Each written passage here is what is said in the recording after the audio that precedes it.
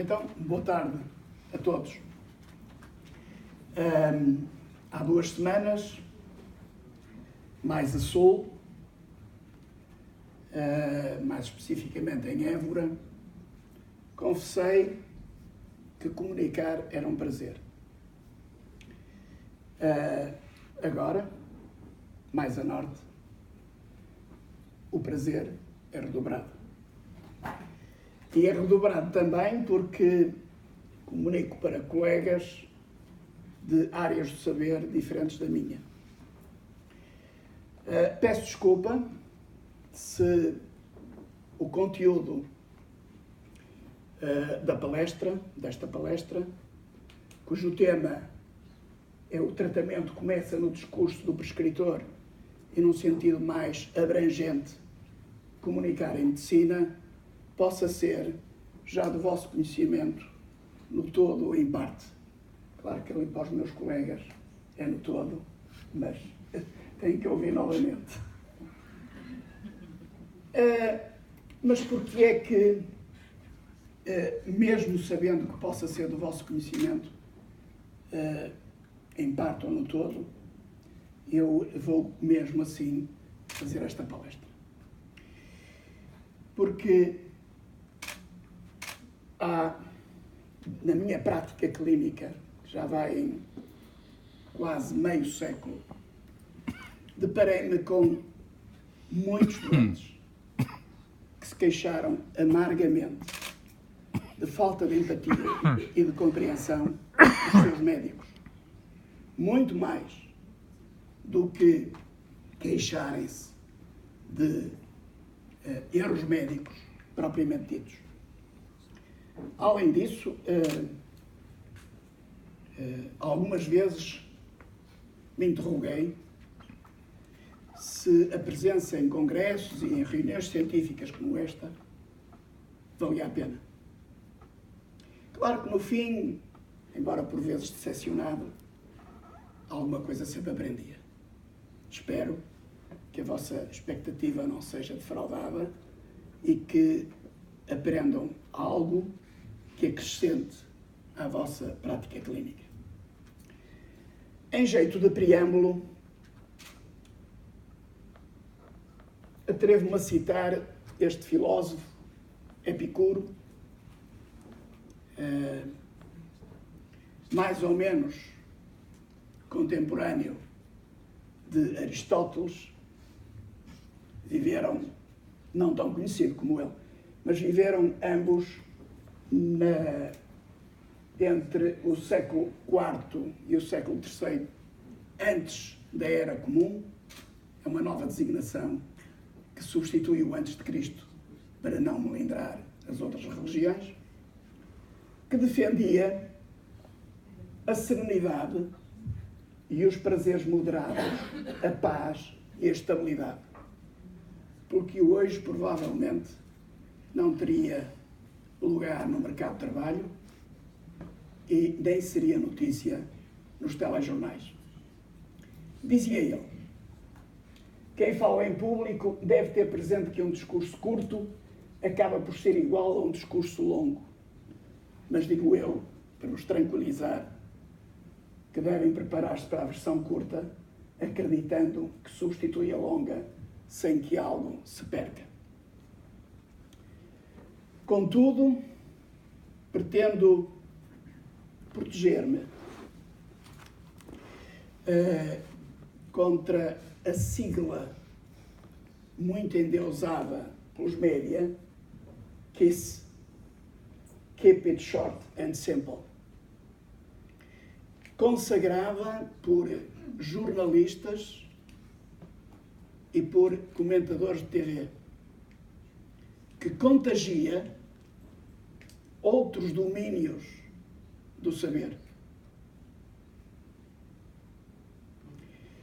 Sufoca as capacidades de raciocínio e de julgamento, fomentando a menoridade intelectual e a brutalidade inculta. Porque o curto e simples, o short and simple, muitas vezes degenera em short and stupid. Já perceberam que eu não vou ser longo, mas também não vou ser curto, nem simples, e muito menos estúpido.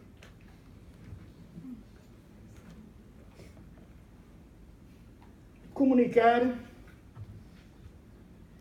etimologicamente, provém do latim da palavra comunicare. Pôr em comum, entrar em relação com. Isto é, partilhar ideias, emoções, cultura com alguém. É uma atividade inerente ao ser humano. Todos nós comunicamos bem. E quantos teremos sido ensinados a comunicar bem? A comunicação serve-se da linguagem verbal, falada, escrita, mais consciente, e de uma linguagem não verbal, gestos, posturas, expressões faciais, olhares, que é menos consciente e é difícil de controlar. Algum cuidado é necessário em adequar e harmonizar a linguagem verbal à não verbal. Muitas das vezes não é coincidente. E como a segunda não é consciente, muitas vezes não é percebida pelo próprio. Mas esta, a não verbal, é 70% do que comunicamos. É mais de 70% do que comunicamos. E devemos evitar, portanto, mensagens contraditórias e paradoxais que conduzem à incompreensão e à perplexidade do interlocutor.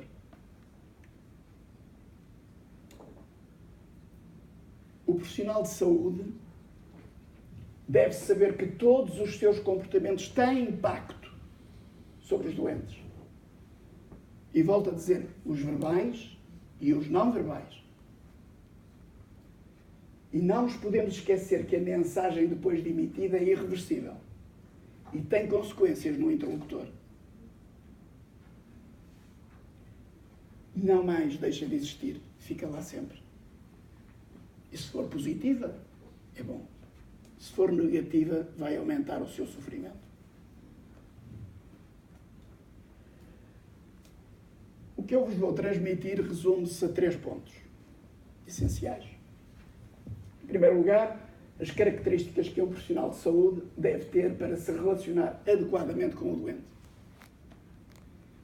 De seguida, os passos essenciais para que um profissional de saúde informe o doente sobre a sua doença, principalmente quando ela é grave e ou prolongada, de modo apropriado. E para terminar, vou-vos falar de algumas regras que o profissional de saúde deve ter perante o doente portador de informação retirada da net. E ela aparece muitas vezes hoje. E é preciso estar preparado para isso. Comecemos então pelas características que um profissional de saúde deve ter para uma boa relação entre ele e o seu doente.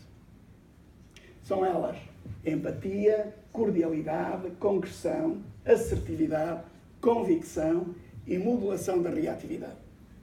Vamos abordá-las com algum pormenor cada uma delas. A empatia, que consiste na capacidade de sentir o que o outro está a sentir. Isto é, convencer o doente de que o estamos a compreender. E estamos a compreender aceitando o seu sofrimento, independentemente, friso bem isto, do valor do sintoma. O que é importante é o sofrimento, não o sintoma. Porque há alguns sintomas que são desvalorizados pelo técnico, porque para ele não tem importância, mas o que é preciso é avaliar o sofrimento do doente. E tanto essa compreensão tem que ser na linguagem verbal, como também na não verbal. Porque essa compreensão é algo que um psicopata aparentemente não tem. E digo aparentemente, porque embora ele seja amoral e insensível, e não tenha essa capacidade inerente, pode desenvolvê-la por imitação, para seu proveito. A pergunta que se põe é: e os profissionais de saúde que não têm esta capacidade podem também desenvolvê-la? Porque há técnicos de saúde que não têm esta capacidade. Porque se não tiverem, então aconselho-vos a ler este livro de um anglo-saxónico, de um psicólogo anglo-saxónico, Kevin Dutton, que publicou, este livro está publicado em português em 2014, e cujo título é O que podemos aprender com os psicopatas. Porque eles, não tendo esta capacidade, eles desenvolvem-na, claro, para o seu proveito. Esperemos que o profissional de saúde que não a tem desenvolva não para o seu proveito, mas para o proveito dos outros.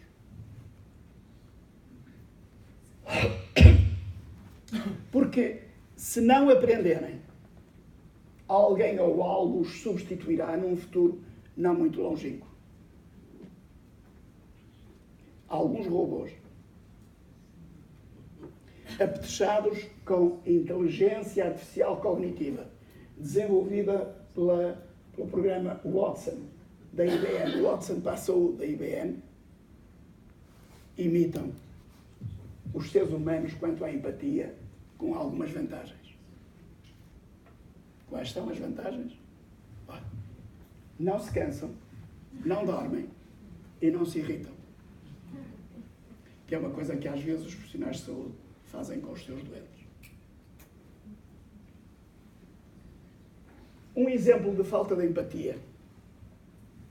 Ainda há uns dias, um amigo meu, uma conversa informal, queixava-se do seu médico. E queixava-se porquê?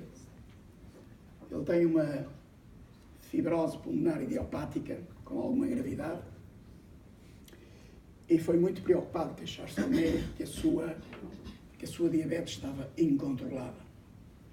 Provavelmente por causa da terapêutica, a corticoterapia que ele fazia.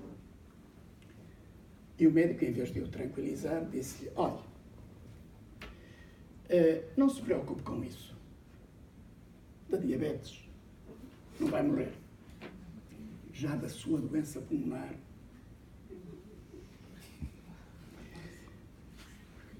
duas coisas más. Primeiro, ninguém pode prever a morte.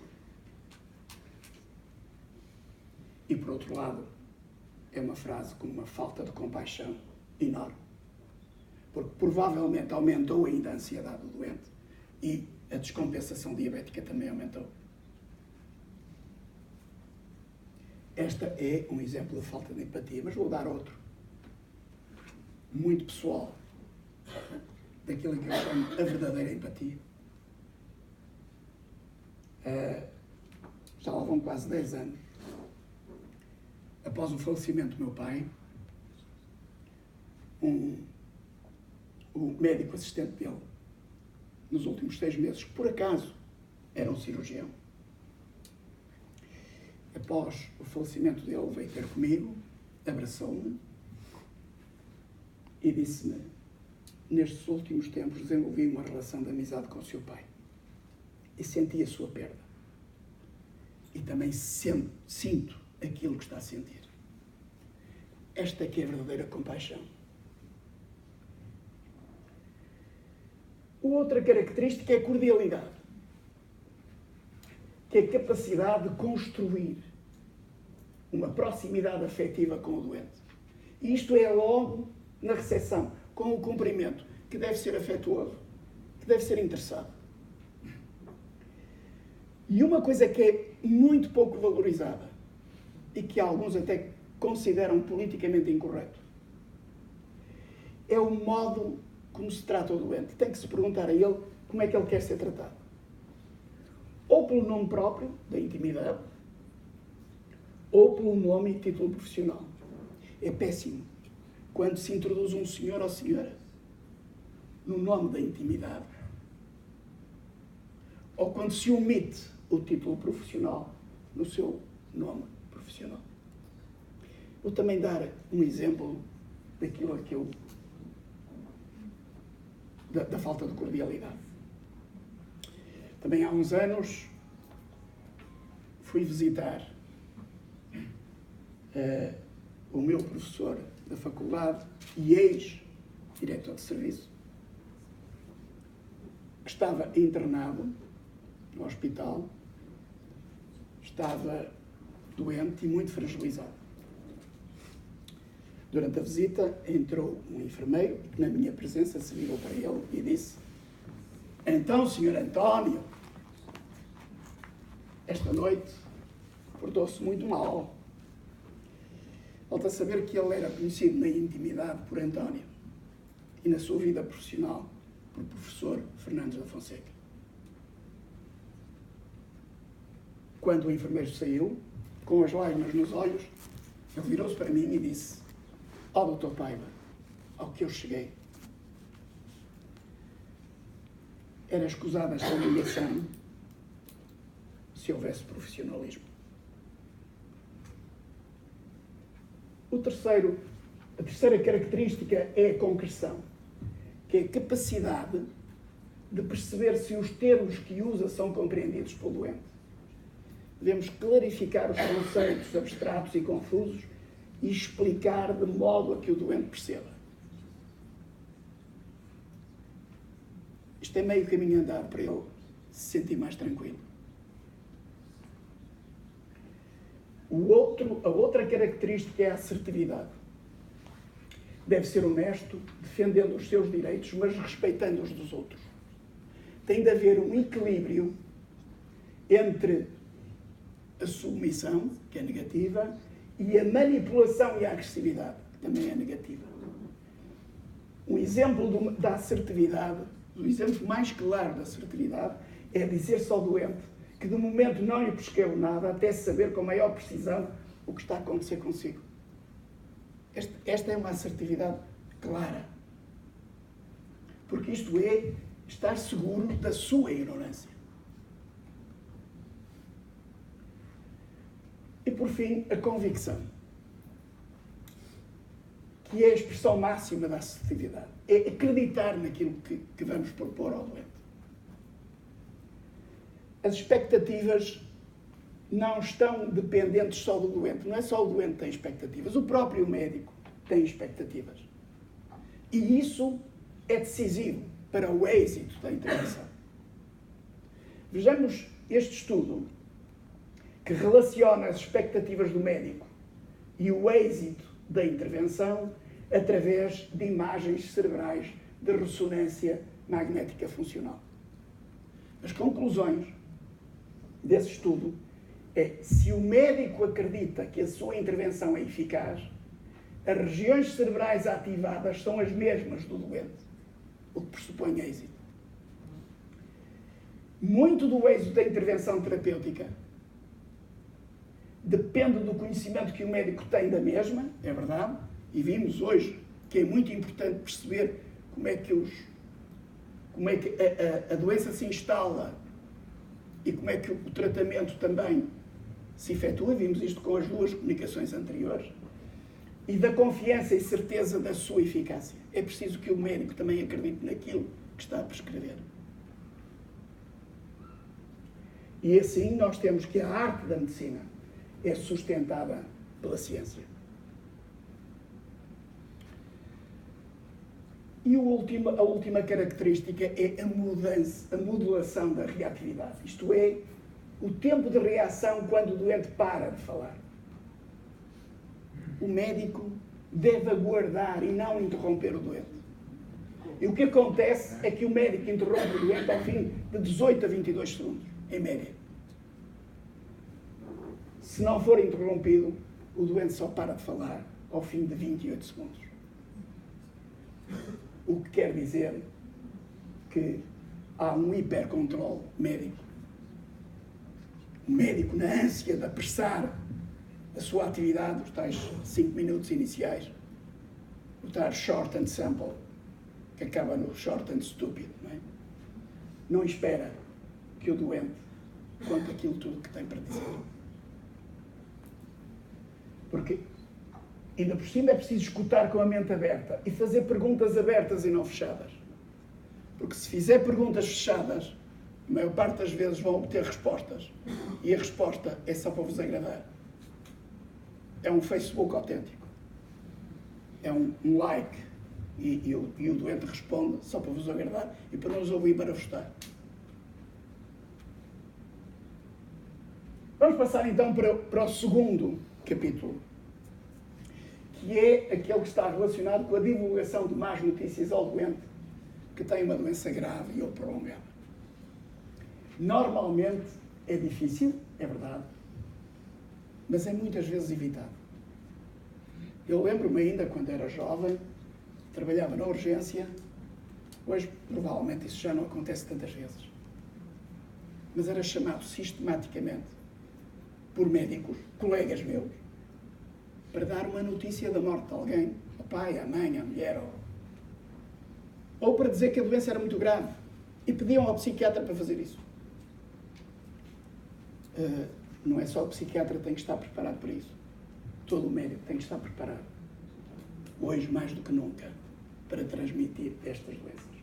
Estes autores, um americano e outro canadiano, Walter Bailey e Robert Bachman, desenvolveram um protocolo a que denominaram protocolo SPIKES, que são as iniciais do acrónimo em inglês desses passos, que são os seguintes: preparação para o encontro, descobrir o que o doente sabe, descobrir o que o doente quer saber, partilhar o conhecimento, ou seja, a informação que tem, responder às emoções com empatia e, por fim, o resumo e o plano final. Vamos também abordar cada um destes passos e desenvolvê-los.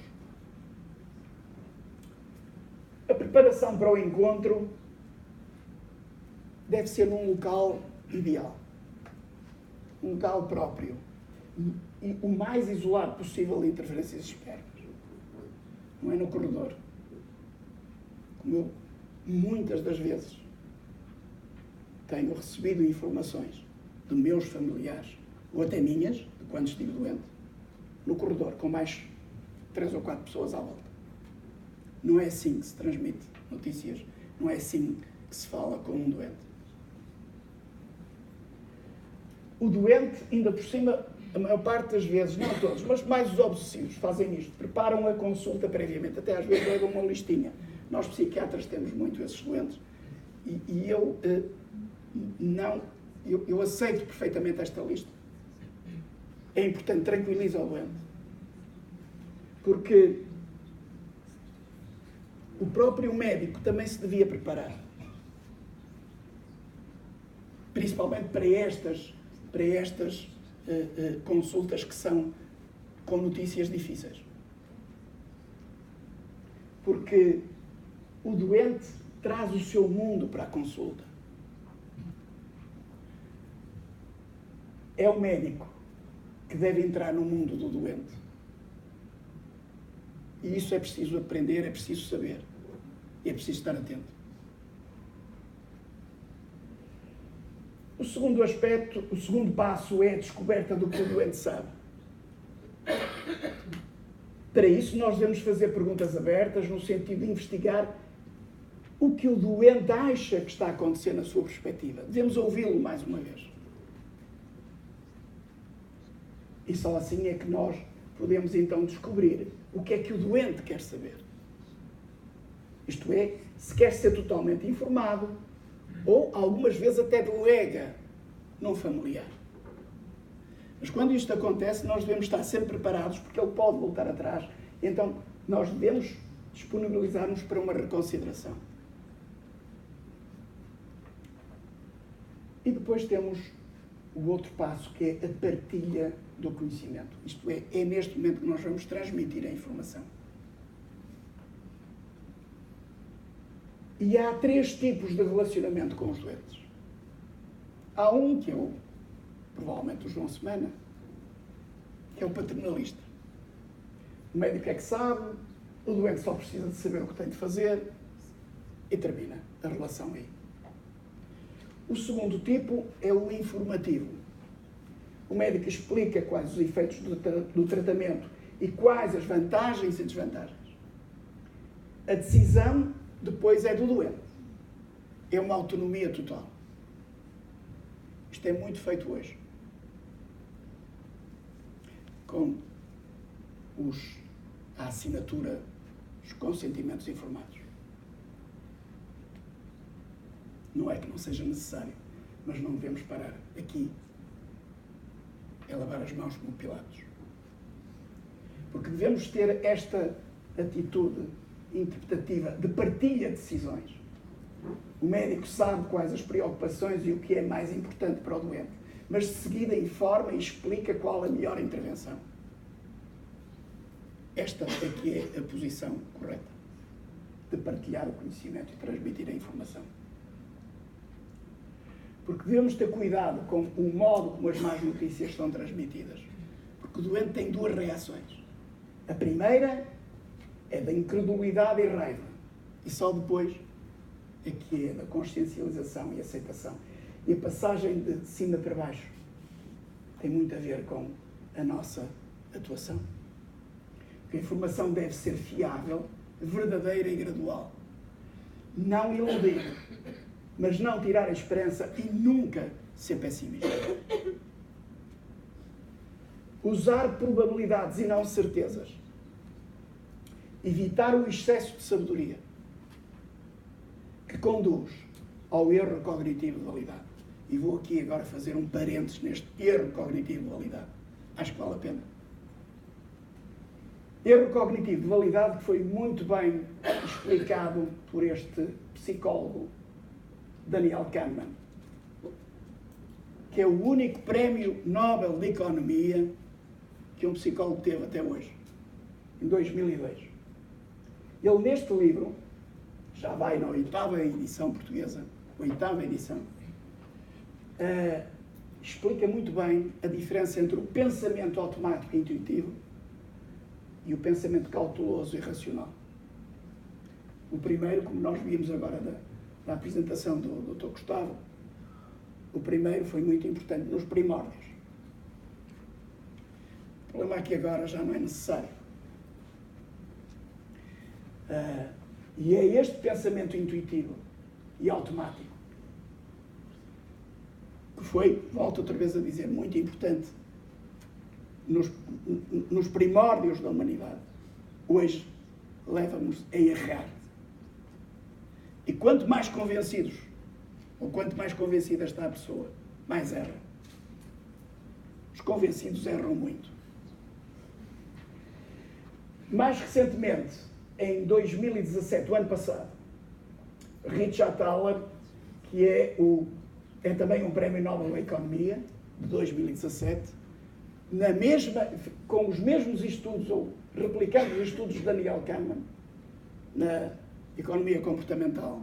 Este já é o economista, mas é amigo deste Daniel Kahneman. E tem estes dois livros que explicam muito bem. O primeiro é o Nudge, que é o empurrãozinho que é necessário para as pessoas não cometerem erros. O pequeno estímulo, que ele aqui descreve muito bem neste livro, e neste segundo, o comportamento inadequado. Estes livros ajudam a compreender as nossas limitações cognitivas, levando-nos a tomar melhores decisões e a não cair nestes erros. Vou apresentar alguns erros cognitivos caricatos e outros mais sérios. O erro cognitivo mais caricato é este. Como vocês sabem, as mulheres estavam proibidas de conduzir na Arábia Saudita, ou pronto, ainda estão proibidas até junho próximo, porque a lei irá ser revogada em junho. Mas o problema aqui do erro cognitivo não é este. É a justificação que davam para manterem esta lei. Dá vontade de rir, é verdade. Mas vamos agora para coisas mais sérias. Porque os erros cognitivos são os mesmos. Este estudo, publicado no American Journal of Medicine em 2008, por estes autores, intitulado Excesso de confiança como causa de erro diagnóstico em medicina, uma das conclusões é que os clínicos que dizem estar absolutamente certos dos diagnósticos ante-mortem erram em 40% das vezes. E não são árabes. Ainda na medicina, Este é um outro estudo muito recente, é de 2016, de maio, foi publicado em maio de 2016, no British Medical Journal, por estes dois investigadores da Escola de Medicina da Universidade Johns Hopkins, que estudaram as causas de morte em vários hospitais dos Estados Unidos da América e chegaram à conclusão de que a terceira causa de morte nos hospitais era o erro médico. Logo a seguir às doenças cardiovasculares e ao cancro, e antes da doença obstrutiva crónica pulmonar. Nada estes erros são possíveis de evitar com outros procedimentos mais cautelosos. É interessante que depois deste estudo, o programa Watson, que eu vos falei há bocadinho, da IBM, para a saúde, diminuiu em cerca de 50% estes erros médicos que causaram a morte nos hospitais. Apetece dizer que é muito perigoso estar doente e ser tratado por médicos. Outro dos erros cognitivos é quando se pergunta se hoje o mundo é mais violento do que era no passado. A resposta invariavelmente é sim, é muito mais violento. Este psicólogo evolucionista, Steven Pinker, publicou este livro em 2011, em Portugal foi publicado em 2016, cujo título é Os Anjos Bons da Nossa Natureza. Uma das conclusões que ele tem lá é exatamente esta: a violência está a diminuir. Na Idade Média morriam de violência, guerra e homicídios cerca de 15% da população. Nos últimos 100 anos, com 2 guerras mundiais pelo meio, só morreram 3%. Vejam o que faz o short and simple da televisão. Transforma em short and stupid. Este livro, o Bill Gates considerou em 2011 um dos livros mais importantes que já li, não apenas neste ano, 2011, mas na vida. Mostra uma série de conceitos errados que todos nós temos e que são totalmente desmontados por este livro. Bom, voltamos outra vez à partilha do conhecimento. Foi aqui do excesso de validade, do excesso de confiança que partimos. Há outro, nesta partilha de conhecimento, há outro aspecto que é controverso, que é a autonomia e a responsabilidade. Isto é muito controverso hoje. Porque são, em si, não são valores fundamentais, não são dogmas, e estão a ser transformados em dogmas e valores fundamentais na relação com o doente. Porque do médico, o doente prefere competência, mas principalmente generosidade.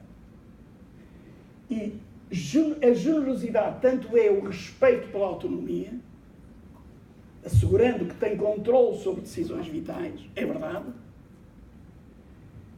como assumir decisões de grande responsabilidade quando os doentes não as querem tomar. E aqui é que está o busilis da questão. Não se pode lavar as mãos com Pilatos. Ou mesmo orientá-los para decisões certas. Porque há doentes que tomam decisões erradas. E nós não podemos lavar as mãos e deixá-los tomar as decisões erradas. Estes 2 livros, da Atul Gawande, Ser Mortal e Mão que Nos Opera, são 2 livros fabulosos que eu acho que nenhum médico devia deixar de ler. Estes 2 livros foram objetos de vários prémios literários e de ciência. Ele diz que o engano dos eticistas é valorizar demais a autonomia e a responsabilidade do doente. À medida que a tecnologia avança, A verdadeira tarefa não é banir o paternalismo, mas sim preservar a generosidade. E vou reforçar isto. João Lobo Antunes, um neurocirurgião já falecido, no prefácio do livro Ser Mortal, do Atul Gawande, tem uma frase que eu acho que resume bem isto. É a ética que mais prezo. É a ética que trata da carne viva, dos valores e das crenças, da compaixão e da finitude, da ternura egoísta do homem pelo homem, usando a expressão doce de Albert Camus. Acho que esta frase resume bem o que é, na realidade, a pessoa ter compaixão e partilhar o conhecimento com o outro e perceber o que é a generosidade. E quase a terminar, temos a responder às emoções. Voltamos outra vez aqui à empatia. É essencial.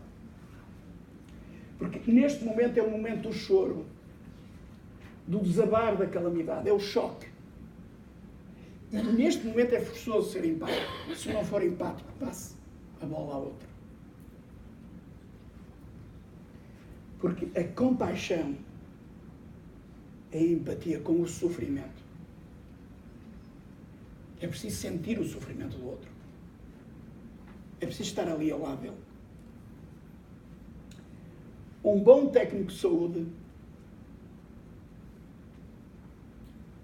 pode ser um médico. Mas para ser médico é preciso ser muito mais do que um bom técnico de saúde. E nós cada vez mais temos bons técnicos de saúde, excepcionais técnicos de saúde, que vêm de notas brilhantes. Mas médicos, alguns não serão. Tolstói, no seu clássico e famoso livro A Morte de Ivan Ilitch, também é outro livro que eu aconselho todos os médicos a lerem, escreve no momento da morte de Ivan que Ivan ansiava por mimo e consolo. Não por mais visitas médicas ou mais tratamentos. Era o abraço. Era o mimo que ele estava a precisar. Tolstói diz isto muito bem. E por fim, o resumo e plano final. O doente deve perceber que nunca será abandonado e que existe sempre um plano, quer ele seja curativo, quer, em alguns casos, paliativo. Mas temos que lhe dar sempre uma saída. E agora o último ponto. Como eu vos disse, a tecnologia traz muitas vantagens, mas também algumas dificuldades, principalmente para quem não lida muito bem com a informação com que o doente vem. E o doente vem com muita informação. Informação retirada da net. E aqui estes médicos conibricenses, António Macedo e Helena Azevedo, têm um artigo muito importante que mostram as sugestões para os médicos interagirem com utilizadores da internet. E tem algumas coisas que devem fazer. Tentar reagir de modo positivo à informação da net, trazida pelo doente, aceitando os seus contributos. Informar sobre a variabilidade na qualidade e veracidade do material. Nós temos o direito de informar isso. Explicar as suas limitações em estar a par de toda a informação. Nós não estamos a par de toda a informação e devemos dizê-lo. Não temos conhecimento. Embora mostre interesse por aquilo que eles vão transmitir. E o que não deve fazer, que é ser paternalista, indiferente ou depreciativo para com a informação trazida pelo doente, recusando aceitá-la e sentindo-se ameaçado com ela. Isto não deve fazer. Estou já na reta final. Podemos concluir desta exposição que a arte de comunicar com empatia é das poucas coisas que o ser humano pode fazer melhor que a máquina. Ainda. Tenho à vossa disposição, solicitada, esta biografia. Para aqui um bocadinho, que alguns gostam de fazer o slide para poderem...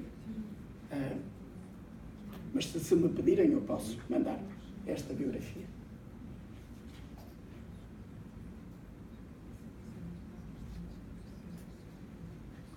E agora sim, para terminar, vou deixar uma mensagem.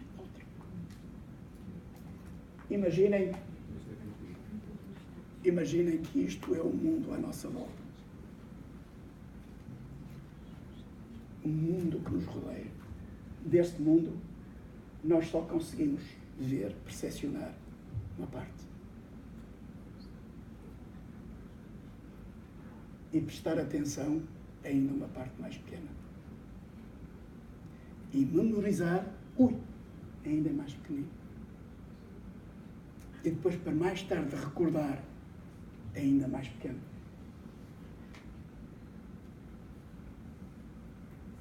Contrariando a evidência científica, espero que recordem muito mais do que isto. Obrigado pela vossa atenção.